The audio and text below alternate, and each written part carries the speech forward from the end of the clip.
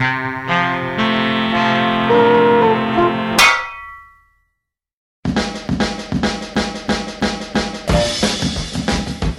name's Mike Ellis. I have a problem. I rescue, refurbish, restore and revitalise vintage drums, in particular Premier drums. In this programme I'll share with you my adventures, ups and downs, ins and outs, triumphs and tragedies as I lavish some TLC on vintage British drums. Welcome to the Drum Fettler.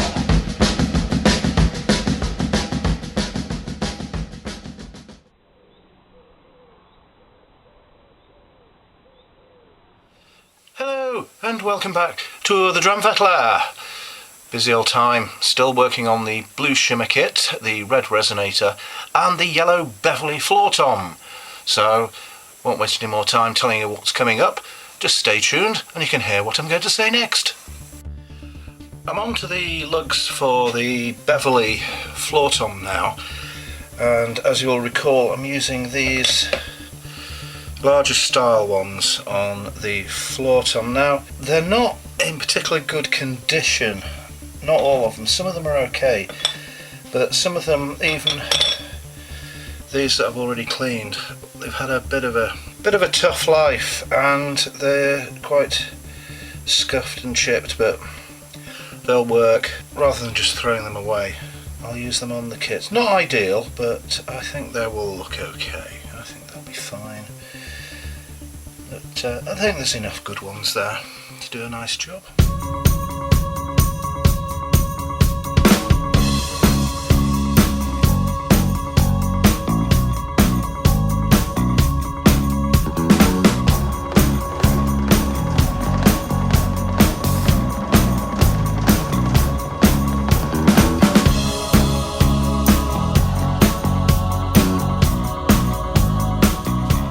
Your lugs, sir, full of vitamins, fibre, protein and are as nutritious as the day they were die-cast. A healthy portion like this will stop your knees falling off. Okay, the blue shimmers. Now, where were we up to? Well, done the 12-inch, just waiting for the heads and some tension rods for the resonance side. But the 16-inch was next on the list. Now, I've already done some work on that, so shall we take a look at it? As you can see, it's looking lovely and shiny. This wasn't too bad. There weren't too many dings, scratches or what have yous on the outside, but I've seen to them even though there wasn't very much to do. Now then, what needs to be done now? Well, take a look at this. Yes, this is the inside. That's pretty grim, isn't it? Now, this is the result of the habit of putting drums inside each other, and mahogany being a relatively soft wood. Well, as you can see, it's taken quite a battering, really, so that's something I need to get sorted out. So I'll get on with sorting out the inside, getting that sanded down, all the rough patches dealt with, and then we shall give it a lovely coat of lacquer to make it nice and shiny and even out all the scratches and everything, so it should look, hopefully, a great deal better. When I sand down the inside of this drum, as usual, I'm not going to go mad. You've got to be really careful because I'm always very fearful of over sanding and going through the ply or causing some sort of problem there. So it's only going to be a light sand just to get rid of the surface scratches and some of the little flecks that have been caused by having another drum rattling around inside it. So it's going to be quite a gentle process.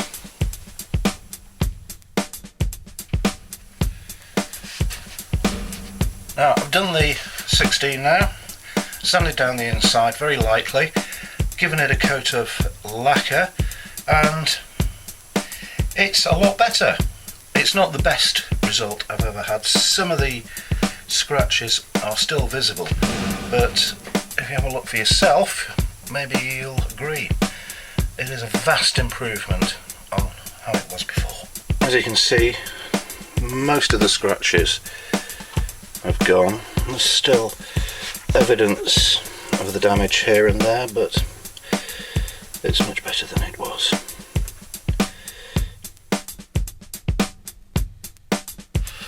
A little something I have noticed, which I missed before, is round at the top here on the support ring, on the batter side, it's got some gouging. It's not very deep, it's not particularly disastrous, but it does need attending to, so that is something I shall get to and get rid of it.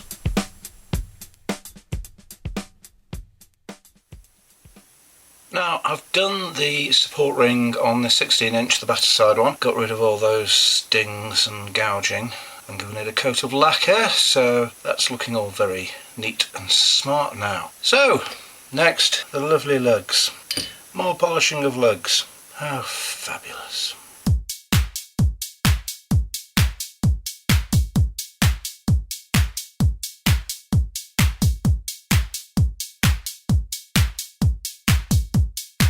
We've got the hardware all polished up now. That's all looking lovely and shiny and clean. And with shells all done. A bit of dust on it, but otherwise that's all ready to go. So all I need to do now is put it all together.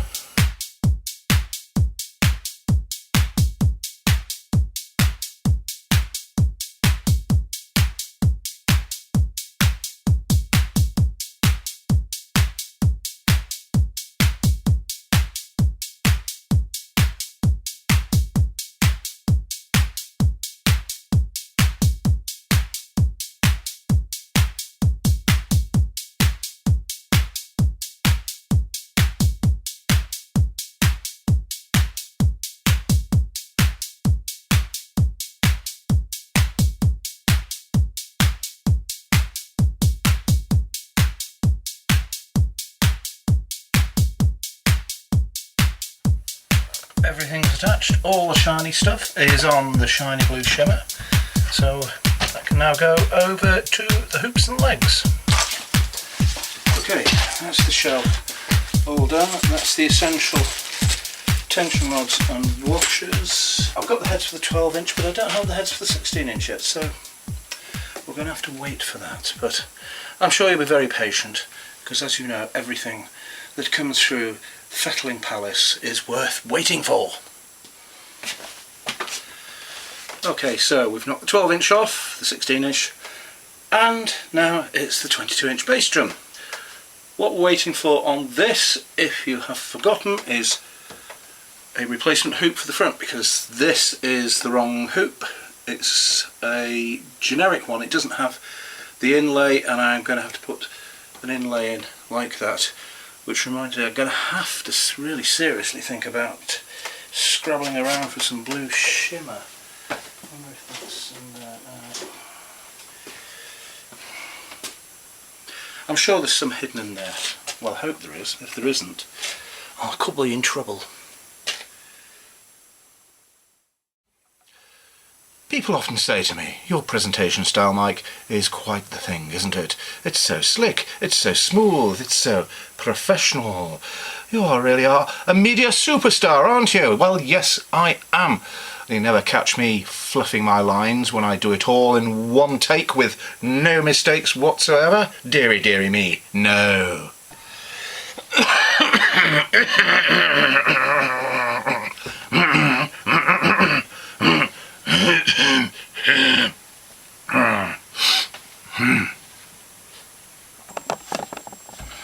Hello, fun-loving fans of the Church of the...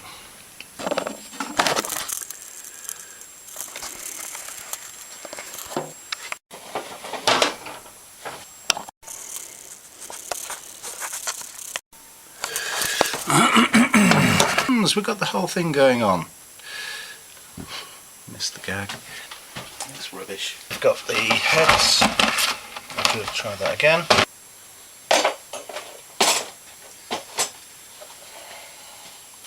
I'm going to get this right, honestly.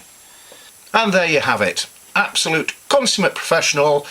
Yes, you never catch me piss-enunciating my words.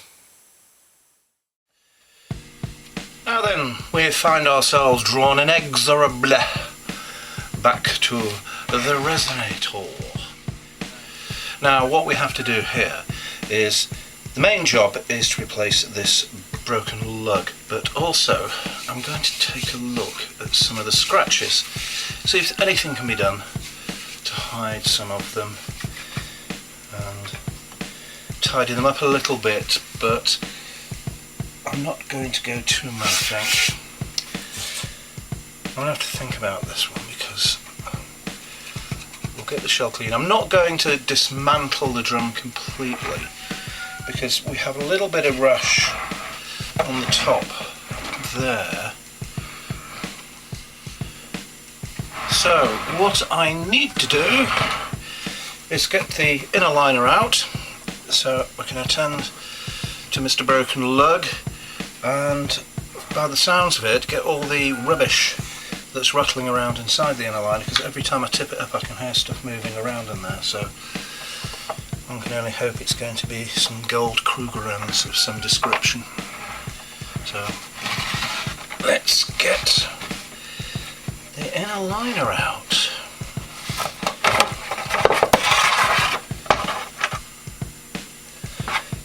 Okay, now it's not too painful. It appears that there's been a little bit of adhesive used to stick this liner in. I just want to make sure that this is marked accordingly so I know which way round to put it in, which it isn't. So I'm just going to make a quick note. That's the batter side, so we're going to be there with we were talking about the lugs. This has got the 125/20 lugs. I'm going to make sure I get the right one because there are two types. There is the tom type and the bass drum type. So I shall go and dig out a tom type. No, I won't. I'll dig out a bass drum type. You see, that's how easy it is to get things wrong and confused. I've taken a fettling executive decision. I wasn't going to take this apart completely because I didn't think it needed it, but having inspected the inside of the drum and seeing all this horrible growth and unpleasantness on all the back washers, back plates and everything, it would be remiss of me not to do something about it. So it's going to be a slightly bigger job, but it really needs doing. Got to do the job properly, so I will be taking it all apart, taking the lugs off, cleaning up the bits and bobs and making them all nice and shiny, even though they will be hidden behind the inner liner. Now then, back to the yellow Beverley. Let's knock this one out of the park, get it done so it can join up with its 13-inch sibling. Right, we've got all the parts that we need. We've got the lugs that we lovingly polished earlier. We've got here are the swivel nuts.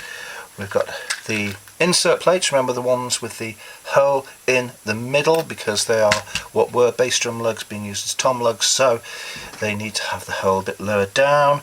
And I've decided to go for the round-headed screw rather than the hex screw for it, because that's what these lugs actually had originally, so they should be threaded accordingly. And I'm going to use these washers rather than the Premier's keyhole washers because I just think these look nicer, and because it's my drum I can do what I bloody well please. Now, very important this, you'll notice everything's in its own little container. Now, whenever disassembling a drum, you must, and I cannot stress this strongly enough, you must keep all the bits, all the components in a container, otherwise you'll start losing parts like a leper on a pogo stick.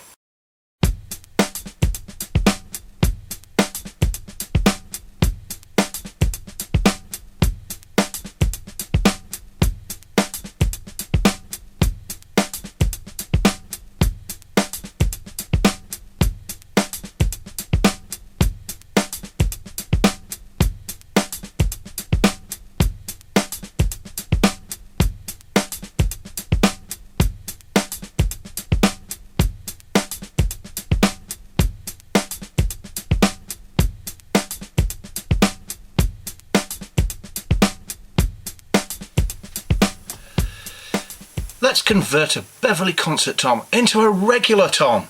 How hard can it be? I mean, really, what could possibly go wrong? Well, let me tell you.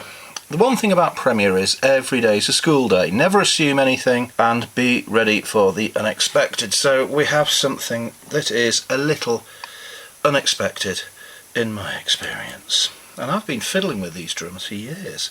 So I've just found out something new. So we've got the lug here, as you can see. We've got the swivel nut and the insert plate with the hole in the middle. So we put those together as usual, and we slide it into the lug like that. But look what happens. Mr. Swivel Nut has jumped out. It won't stay in. Now these lugs are originally Beverley lugs because they've got 2 mount screws on, and as I explained earlier, the mount screws are the older round-headed type, and that's what they are, as you can see, threaded for. So at some point when these went to be used on projectors in the 1980s, there must have been a different insert plate or swivel nut in order to hold the whole thing together, because the way it is now, it's just simply not working. Now, interestingly, whilst fiddling and fart-arsing around, I found yet another version of the insert plate, so I'm not entirely sure what these are. So I need to do some homework. See, these are sort of bass drum depth insert plates, but you see the holes aren't quite in the same place. Everything else is the same profile. So I thought, oh, maybe these, but they can't be the ones, because when you put a regular tom plate atop these ones with the hole in the middle, the holes end up in the same place. So these must be the ones that you use for toms. So how am I going to get round this? Well, I think I might have found a way. So we put the thing together, and by use of a little foam square pressed into place, that should hold the swivel nut and indeed the insert plate in place. And there's sort of enough there now, once to hold it in, there's enough there to hold it in, and it can't come out when it's up against the shell, and the foam should allow the tension rod to go through the swivel nut without getting too snarled up, or at least that's the theory behind this entirely scientific and well tested solution to the problem. So, as I say, what can I do now? It's all fun and games.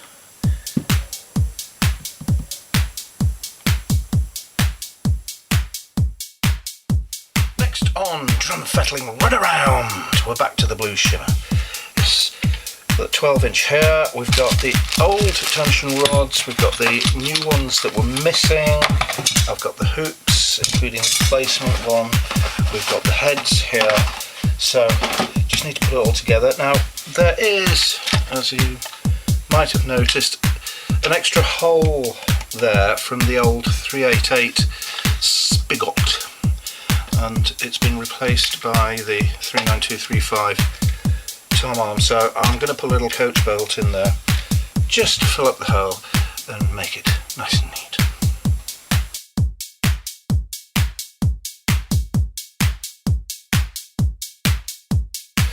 Right, found a bolt and a nut and a washer. But it's a little bit too long, so I've just marked where it is, and I'm going to get Mr. Angle Grinder to shorten it to the desired length, and then we'll tidy up the swarf and skiff and all the tatty bits off the end.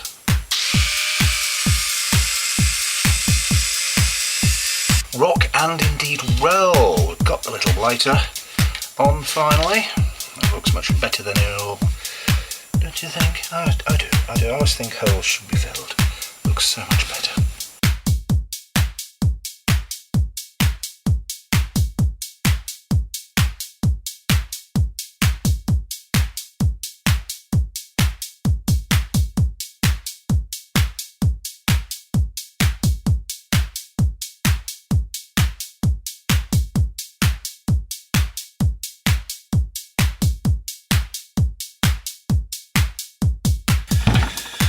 Okay, all done. Blue shimmer, 12-inch is finished. So I'll put this in its own little bag now, and we'll put it safely to one side and press on with the 16-inch.